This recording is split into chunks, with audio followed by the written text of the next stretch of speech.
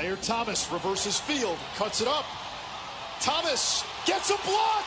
He's got a chance. Thayer Thomas makes a house call.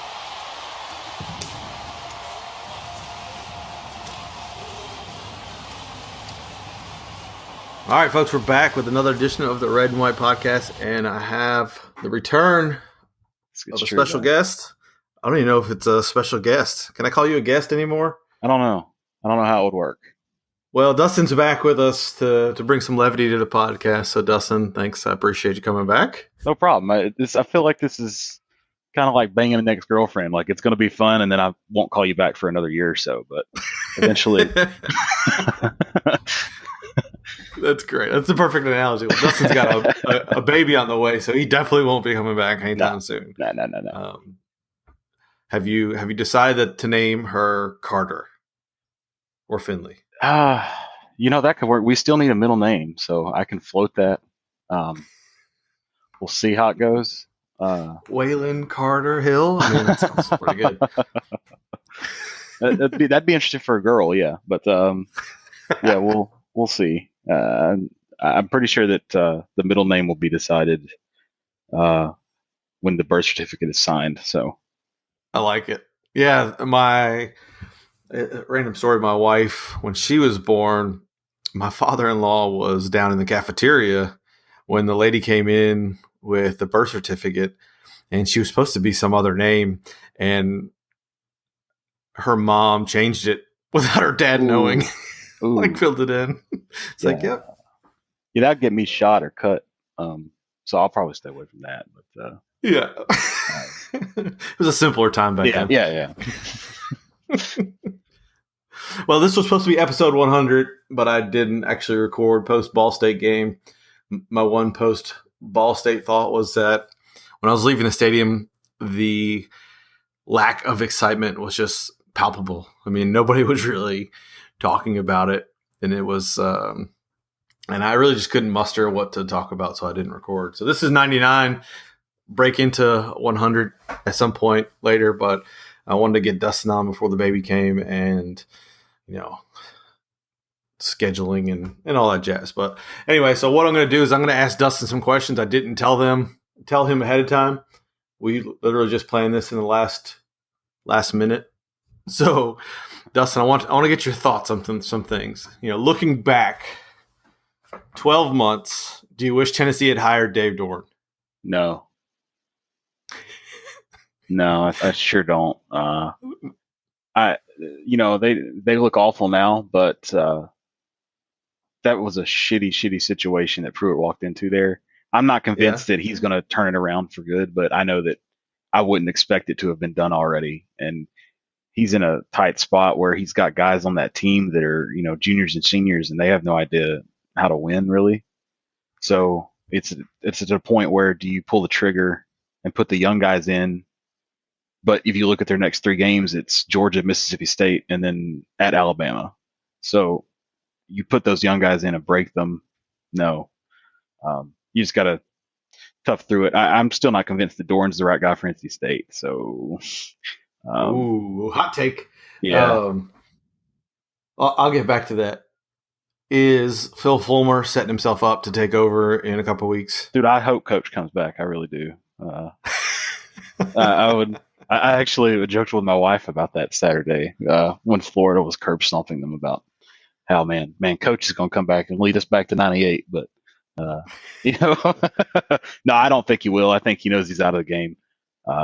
Pruitt's good for another year or two. Definitely 2 more years. So. All right, it'll be interesting. I think that's what everybody's kind of expecting that. But anyway, on to NC State, on to the Wolfpack. What's up with the quarterback? What's up with QB play? He's a first-year starter, and we've been spoiled. That's it. I don't think there's anything really wrong. I'm not one to say yank him out. I think when you look at what we're used to, that's the biggest problem with him right now in perception. Yeah, he's got problems with the deep ball. He's also played 4 games, right? So I think there's a lot going on there. I think it's more than quarterback. I think it's a change in OCs. there's a lot there. Ameezy's there, and that's his favorite guy, but a lot of receivers are gone from last year. Fluctuation on the O-line. I think there's a lot more to it than the quarterback. I'm not crazy about play calling necessarily. I wouldn't get your pitchforks out yet for the guy, but I mean, he's no Finley, he's no Jacoby, but we knew that, and we shouldn't expect that of him at the same time. Yeah, I mean, I generally feel the same way. I think, he's only played 4 games. I mean, I think you can chalk a lot of it up to that. I don't know what his top end is, and if his top end's higher than the other 2 guys, or if he gives you the best chance to win now, and that's what Dorn's thinking. But there's definitely some inexperience coming into play there. I don't understand why he struggles. I don't know. With seemingly the easy throws, I'm not just talking about the deep ball, right? Everybody knows that. But I think that's correctable. I think that comes with practice and stuff. But, he's on quite a few screen passes behind players and, just some of the simple throws. And he just hasn't looked sharp, at least like he did in the first 2 games. Now, I get that's probably a lot of the competition level, right? ECU and Western probably worse than we imagined them to be. And that makes anybody look good. But he's definitely got some issues. I just, I'm with you. I think a lot of it is inexperience. But I am curious what his top end is. And I'm not even sure if that makes sense. But, what's his ceiling versus everybody calling for Hockman or Leary? What's their ceiling? Are they higher ceilings, but they're worse right now because they are more inexperienced? I'm not sure. Yeah, and I'm still confused. And I know I had seen you had sent a group chat we're in a screenshot of Leary's dad. Why is Leary not playing at all? Yeah, so to catch people up, let me pull that up because Leary's dad since deleted it. I put it out on Twitter, and then I pulled it back just because I figured at some point he was going to delete it too. And I think it's a bit of the heat of the moment. But what Leary's dad responded to the actual NC State football account and said, as a former college football player and high school coach, a win is a win. However, and sorry, Wolfpack Nation, but you'll never see my son play for the Wolfpack. Coach's choice, not ours. Totally disgusted. So that's a pretty ominous tweet. He'd since deleted it. I think it's a bit of the heat of the moment. I mean, he's a redshirt freshman. Is that a case of an overzealous dad wanting his kid in the game? I guess I can understand the frustration when you look at how inept the offense has been in the second half of the last 2 games especially, and then to see your kid sitting on the sideline, I can get that. I don't know if that really means he's transferring or if that's just the future. Right. I kind of expect it though. You can't keep everybody happy, right? There's three 4-star quarterbacks on the roster, and then Matt McKay was a 4-star by one service, I believe. So you can't keep all those guys happy. That's just in today's college football. That's not reasonable. I think people would hate to see him transfer because he was so hyped coming out of high school.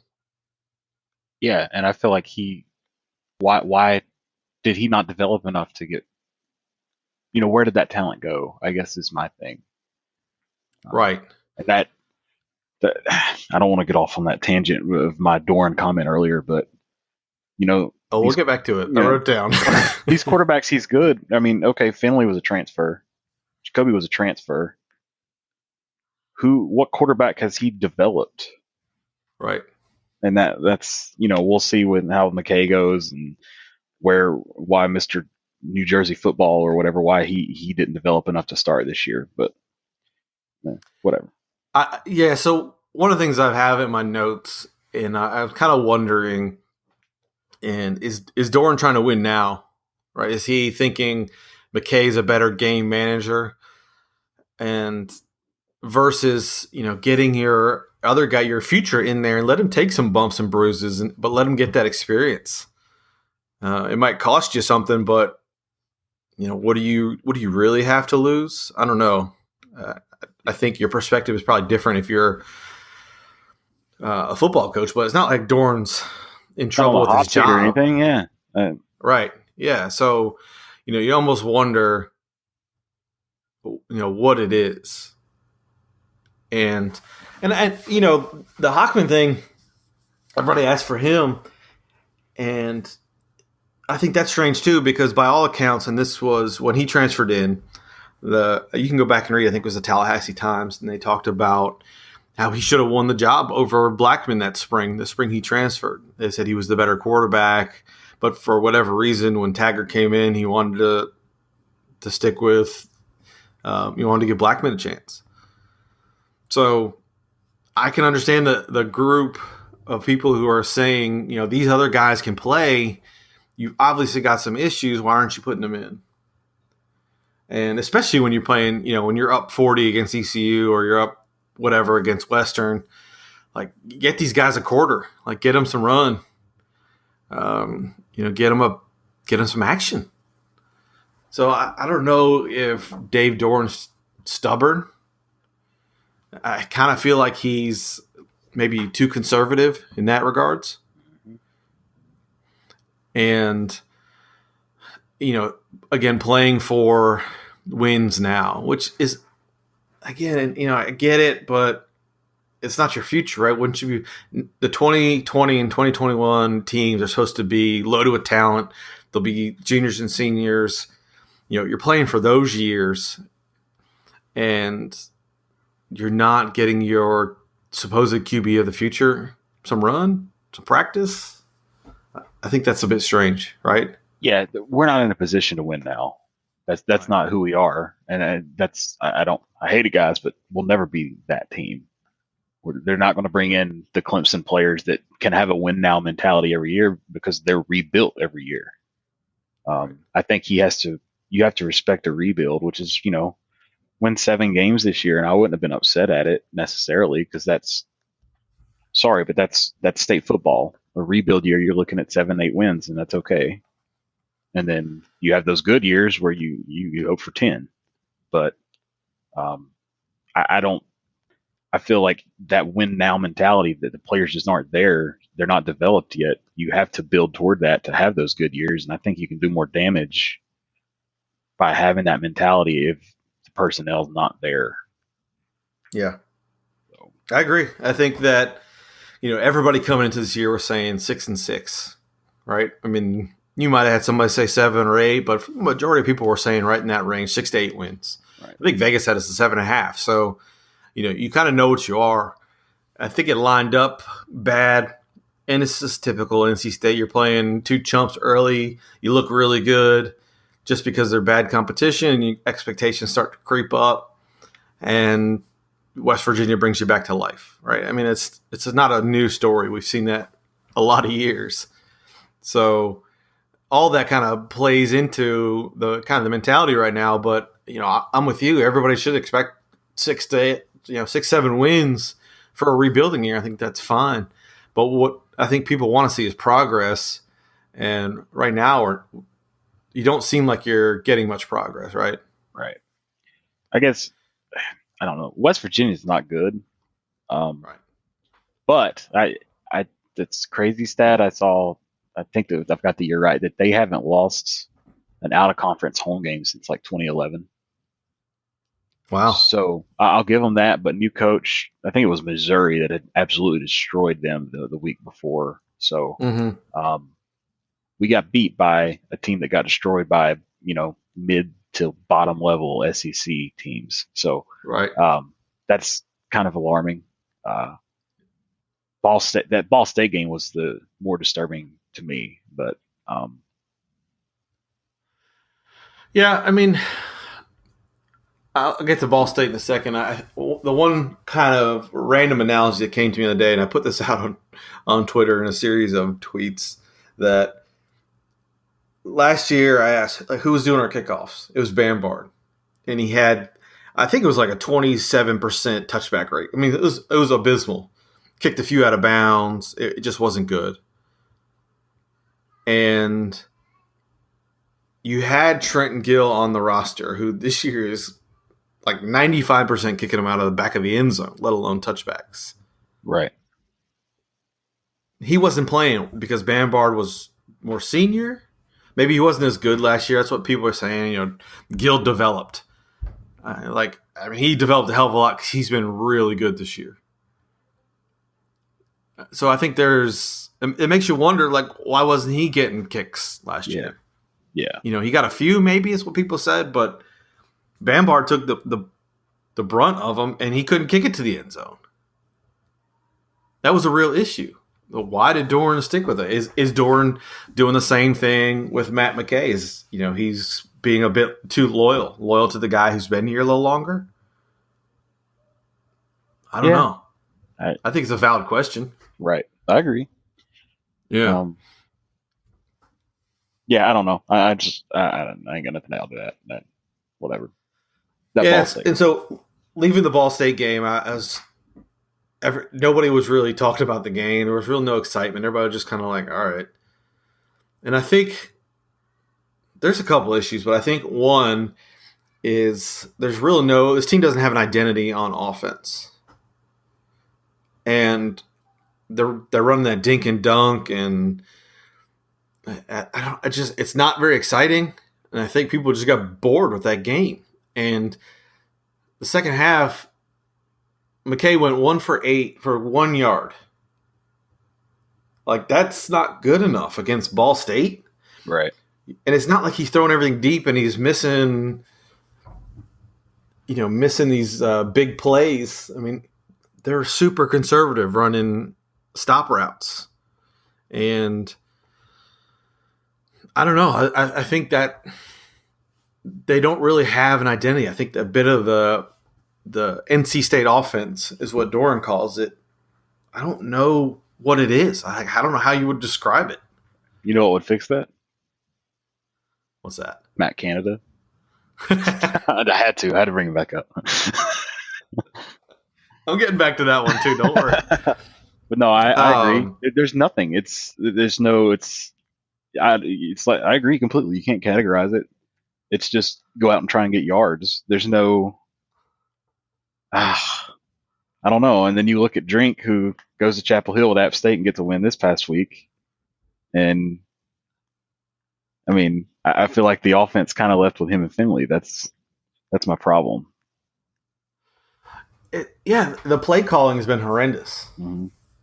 And maybe not horrendous like the run the Wildcat every play, but horrendous that they are super conservative. And it seems to be the inexperience is showing.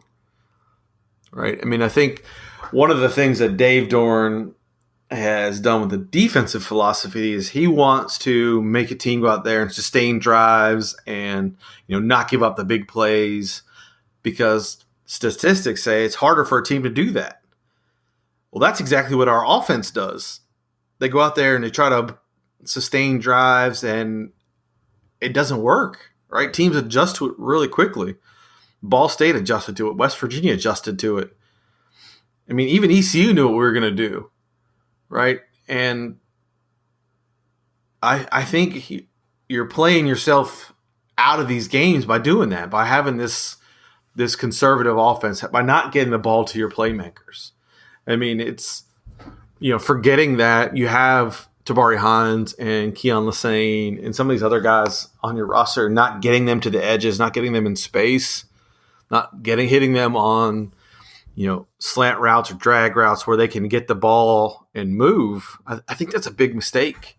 And it's a really strange – I just don't understand what the NC State offense is or what they want to be ideally, right? I mean, I don't know if this is true or not, but it's probably not. But I'm not a fan of the 2 offensive coordinator deal. Right. It's too many roosters in the hen house. Yeah. And it's hard for them to develop an identity because they could be very similar, but they've still got different ideas in the end of what they'd like to see. Right. So how do you settle on one? If you settle on one in the middle, it's probably going to be pretty poopy like what we're seeing now, Yeah, see, I'm adjusting my language already for a future child. But I don't know if that's it, but I just, to me, that seems like it could be an issue. I'd rather see one guy just completely take the reins and it's his offense and that's the way it's going to work. And that head coach can stay out of that too, for that matter. But I don't know how I you would develop like an to identity. see. Go ahead. Yeah, I would like to see, when they're obviously frustrated, right? And I think they have to see the inefficiency in the second half. Well, I don't understand why they just don't put 4 wides and say run 4 streaks and we're just going to throw deep balls, 6 times in a row until you hit one. Right. You got to stretch them that way, but you also got to build up Matt McKay's confidence. Like, you're playing Ball State, you got a decent lead. Like, let's do something to get your quarterback going, right? Get him feeling good, man. And I don't think they're helping him at all. And maybe it is because you have a new offensive line coach, a new quarterbacks coach, 2 offensive coordinators, a new tight ends coach.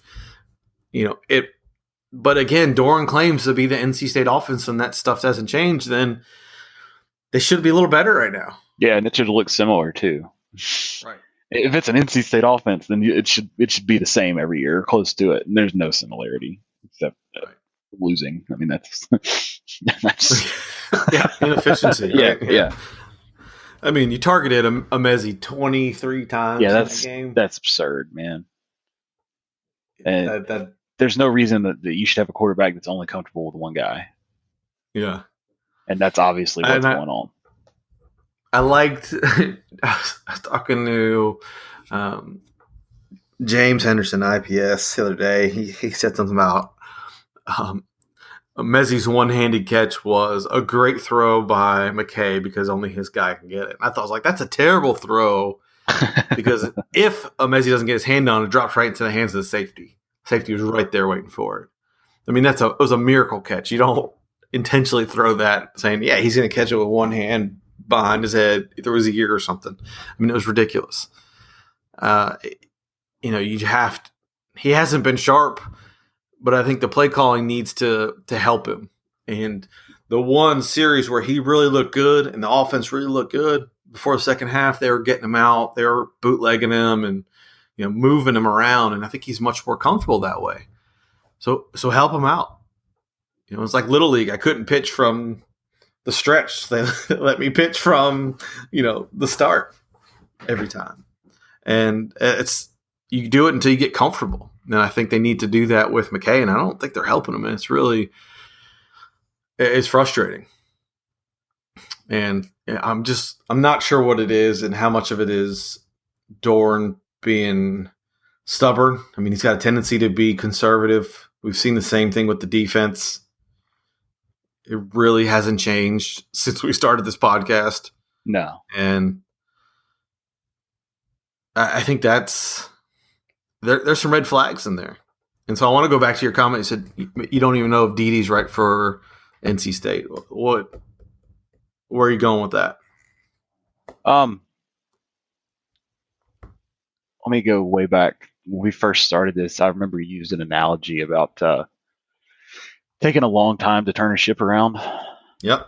And I feel like it started to turn and then it's just sitting. And yeah, I feel like last year was a wasted opportunity. It was a good year by standards, but it could have been better.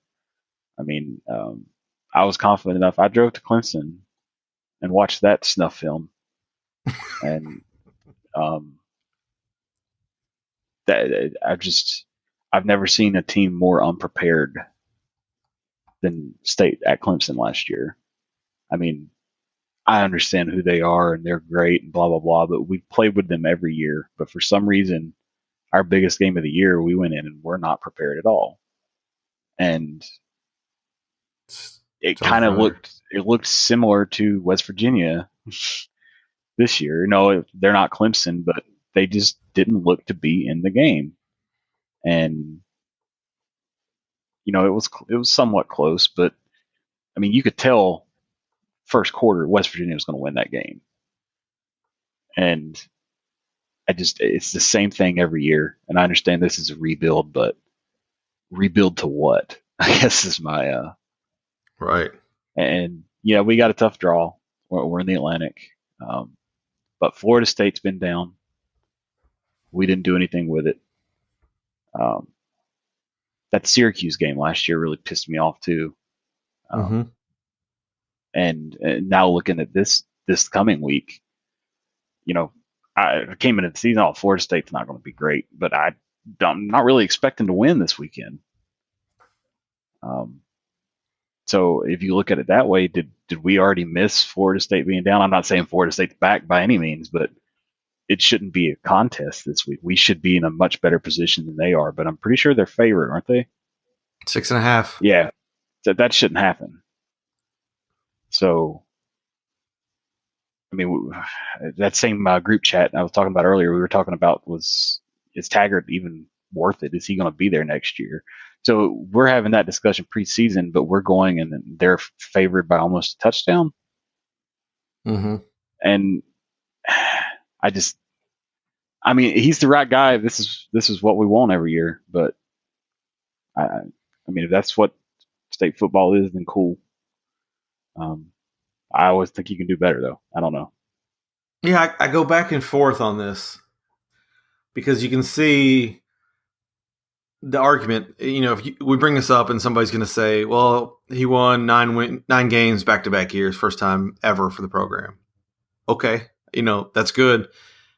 How much of that is built on a soft schedule? And how many opportunities you have or do you need before you stop blowing them? Right, the Wake Forest game last year was a blown opportunity. The Syracuse game, you said, blown opportunity. I mean, I don't know. Like I'm with you. I think he's done a lot, right? And I love what he says and how he goes about it and the kind of guys he's got. They don't get in trouble like we've seen in the past. And it's been a good. You just want to win, right? You want to see that progress, and I don't necessarily think we've seen like that next perception changing win. I think that was the opportunity West Virginia had, or that West Virginia game was, to start to change the conversation around it. I think if you ask any national writer or national college football fan, what do they think? Like, yeah, Dave Doran's doing a good job, and there's always going to be some kind of but following it. That's the thing. Yeah. And I want to see that next step. I want to see that next thing that's going to change the perception of the program, and it's not going to West Virginia and looking like you've never seen in a road stadium before. Yeah, I agree completely, and I'm even good with if we can just get to the stage where we only lose one game a year that we should win. Right? That's 10 wins a lot of times. And the last 2 years. Yeah, absolutely. So, I just don't know. I mean, it just depends on whether or not you're happy with 9 wins. Because, I just want to see some growth, right? I want to see some real progress, and if we lose and play really well, then that's fine. That's going to happen. But looking unprepared and not ready to play, that's the part where we've seen that consistently, and I think that's the part that I really like. That's the red flag for me. I agree. Yeah. All right, so moving past that, I got a few more other questions for you. I want you to rank the offensive coordinator since we started the podcast. Since we started the podcast, well, Canada. Matt Canada, Drink, and then the Coes. Yeah, it'd be in that order. Yeah. For me, yeah. Canada, man. I'm sorry, but look at what Maryland did last year when he took over. Yeah. I mean, he can coach. He's odd. He's weird. LSU deal was odd, but I think that was just a total clash of personalities with him and Gumbo. I don't know. I look at what he did, and I feel like he was fired as an excuse, or not an excuse, but evidence of trying to make some changes. Right. And I don't feel like offense was the problem that year. Drink I dogged, but I mean I was pleased. I still wonder how much drink was Finley. Yeah. But I mean, I beat Carolina this year or this week, so good for him. I didn't have any problems with him after a couple. There was some random weird play calling, like the Clemson game, for instance. I mean, it was just a disaster offensively. Clemson does that to a lot of people, though. Yeah. So I know I'll write that off. These two now, I mean, you just don't know. I'm not a fan of two of them, but and like you say, there's nothing. What is there to be happy about with the offense this year? So right. I like hiring within for consistency, but if they ain't got it, he's gonna have to go elsewhere to get it. So and I was hoping Roper would come in and provide some experience and maybe help the quarterbacks, right? He's a quarterback guy, supposedly. I'm not sure what we've seen. Yeah. I mean, everything we've seen seems to be pretty standard. It seems to be pretty what you would expect from a young guy. There's no real advancement. And I think and he hasn't, put anything onto the offense that, maybe a new twist or some new perspective. It seems pretty generic. Yeah. Like you can say, what is a Wisconsin offense? All right, they're going to line up and they're going to run the ball right down your throat, right? They're going to pound it. What's an Oregon offense, right? They're going to spread it out and they're going to throw it deep and they're going to, run it with 14 guys that can run a 4-2.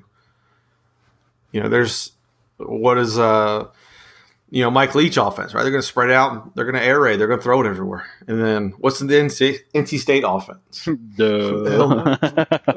Yeah, exactly. Nobody knows. I don't know if that's intentional, bad execution, bad scheme, but I think me and most other fans believe that if they're not putting their guys into position to be successful. Right. I think that's disappointing. And it's funny. It's one of those games where, like this week, nobody's got any expectation. Everybody expects us to go down there and lose because we're not very good or we haven't played very well. And this would be one of those games that Dorn wins because nobody's expecting anything. I mean, I can see that too. Now, I expect Florida State's probably going to score more than we can probably handle. They're going to ride Cam Akers. They're going to get the ball to the outside. And, I don't think our defense is up to that challenge. Right. And, I mean, that's another thing. And probably my last question is, the offense gets all the headlines, but since we started this podcast, since the very first episode 4 years ago, we were complaining about Huxtable. Mm. And he's still the defensive coordinator. Yeah, and that was my issue with the candidate firing. I felt it should have been that the other way. Right. But you can really tell where a defense is when you give up that many points to a Big 12 team, because that's just another week for them. Their offenses aren't that great. They just have no defenses. So that really pissed me off. I'm over talking. I'm done with him. I mean, I have been. It's never every year. It's the secondary is going to be better this year. Well, shit, it can't be worse. You know what I mean? So right. No, there's been no improvement there. He's loyal to a T to him. I don't understand it, but. Yeah, and so people have sadly come to expect that, and they don't really talk about it anymore. But I think it's also indicative of, are his loyalties getting in the way in other places, right? They're obviously getting in the way of defense because you haven't seen defensive progress. No, it's loyalty in a sense of just complacency, and yeah, I think that's going to be exposed a lot more this year because the line is not as good as it was last year. Right. So that's we'll see. Hopefully Clemson doesn't put 60 up. But yeah. Hopefully they do this coming weekend, but Well, the heels are starting 2 freshman tackles. Oof. That's not going to be pretty. It's not going to be pretty. Sam Howell's going to throw 4 picks. It's going to be ugly. All right. Last question. Old time's sake, we spent 30 minutes crapping on the Wolfpack, or at least on Doran's coaching styles. For old time's sake, what's Dustin's lock of the week? I stopped doing them because my picks are terrible. I haven't some real value here. I haven't even looked this week. Let me pull Odd Shark up here. All right. While you're doing that, I think my lock of the week is Florida State. Take the under. It's at 61 now. There's no way that hits the over. Yeah, I could see that. I would agree with that. Yeah. CAA lines. Let's see here.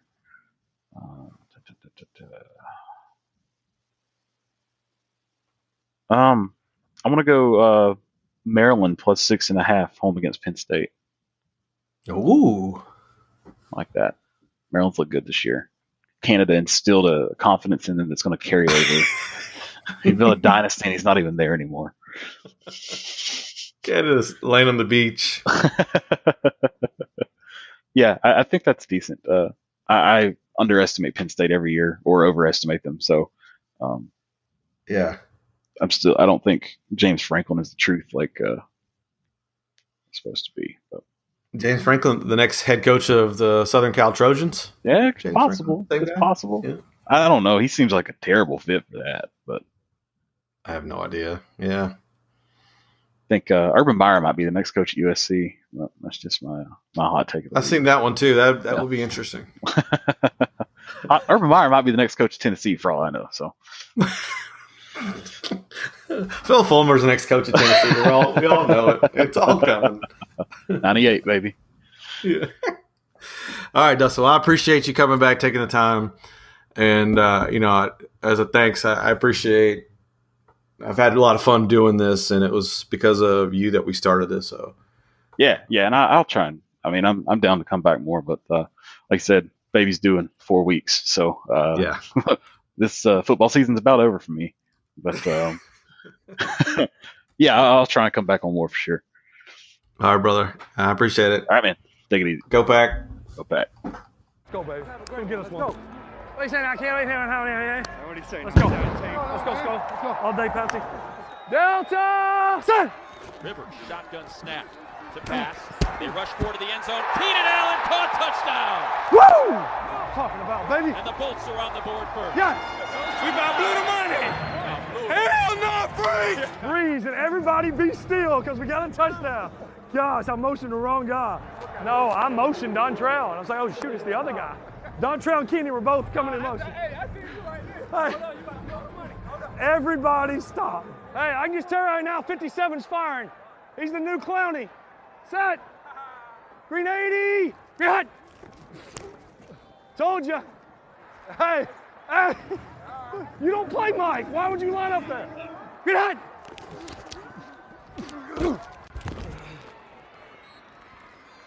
JJ says you're getting the ball up too fast. Why don't you slow down a little bit? Yeah, I bet he does. Yeah. Blue, hey, hut. Hey,